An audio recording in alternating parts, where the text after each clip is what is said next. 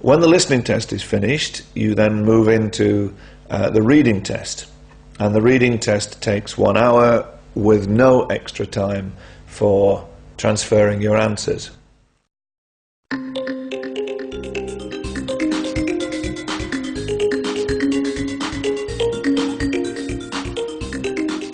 In the reading test, there are 40 questions divided into 3 sections, and that means that in the academic reading paper there will be 3 reading passages.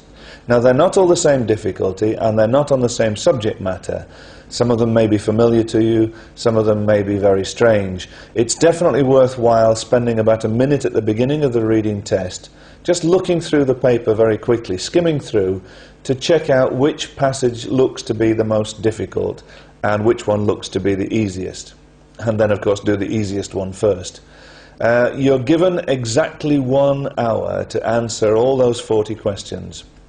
No extra time for transferring your answers onto an answer sheet.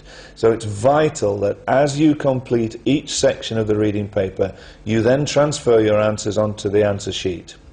It would be dreadful if you finished up the test with an empty answer sheet because you hadn't transferred anything. Keep an eye on the clock and transfer things as you go, section by section.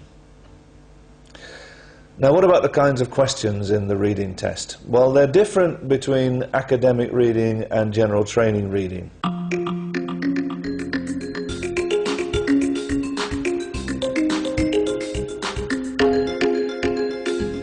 Let's look at the academic reading test first. And I'm going to take an example from this book, Cambridge Practice Tests for IELTS 3.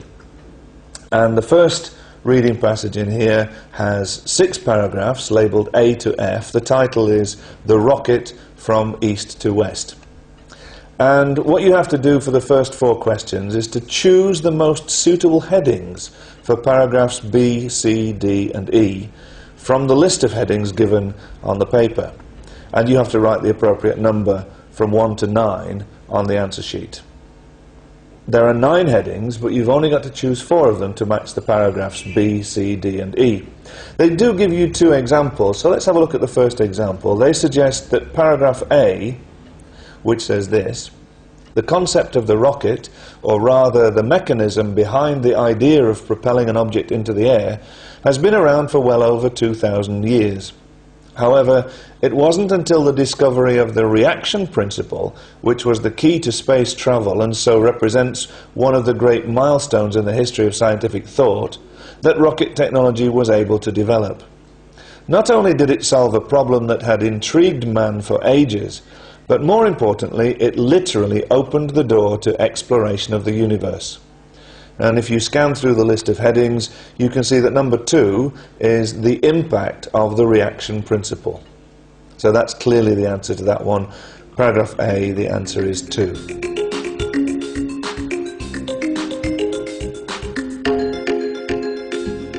Another kind of question that people find really difficult, really terrible, scaring, it gives them nightmares, is the yes, no, not given, or the true, false, not given questions.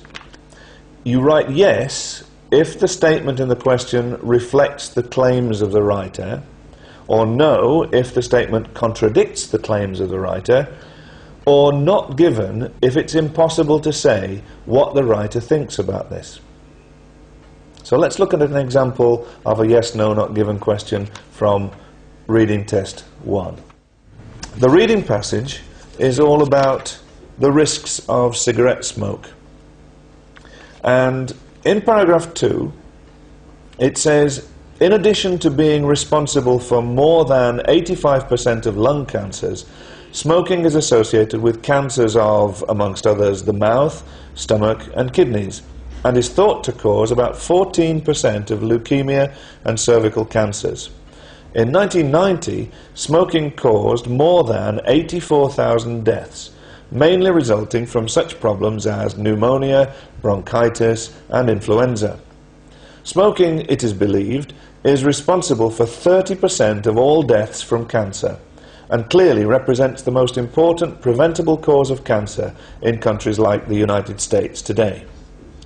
Question 18 says, is it true, or does it reflect the claims of the writer, that 30% of deaths in the United States are caused by smoking-related diseases.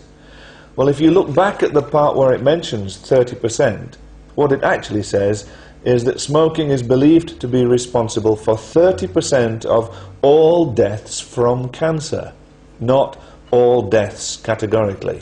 So the answer to that question must clearly be no.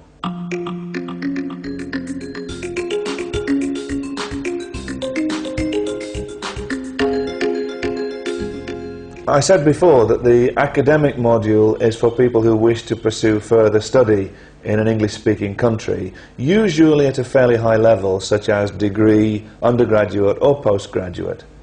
The general training module is more for people who wish to emigrate and go and live in another country, or to finish off their secondary education if they're older than 16, or to take up vocational training in a country where, for example, something is available that's not available in their own country. So the general training reading questions are much more reflective of the kind of reading that people in those situations will have to do. They're not study passages, they're more life skills passages. And here's an example from General Training Reading Test B in Cambridge 3. The passage that I'm looking at talks about medicine. And there's a general description and then some instructions. And there's some yes, no, not given questions. Shock, horror.